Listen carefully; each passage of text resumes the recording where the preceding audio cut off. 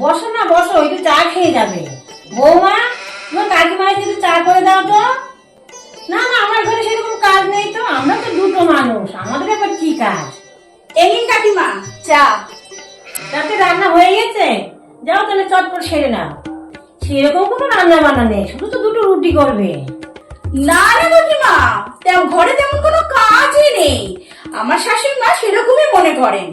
আসলে আমার শাশুড়ি মা চেয়ারে বসে থাকলে ওখান থেকে তো ওঠেনি না। আমার শাশুড়ি মা তো চেয়ারে বসে শুধু পা দোলান আর টিভি দেখেন। তাহলে কি করে বুঝবেন বলুন তো যে কাজ আছে কি নেই? তাছাড়া ঘরের সব তো কাজ আমিই করি, আর এ বাড়িতে তো একটাই কাজের লোক আছে, সেটা তো আমি, তাই না মা? ঘরের যে এত কাজ থাকে মা তখনই বুঝতে পারে যখন আমি বাপের বাড়ি যাই। আসলে আমি যখন বাপের বাড়ি যাই তখন মায়ের এত শরীর খারাপ হয়, এত শরীর খারাপ হয় যে আমাকে সঙ্গে সঙ্গে বাপের বাড়ি থেকে বাড়ি চলে আসতে হয়।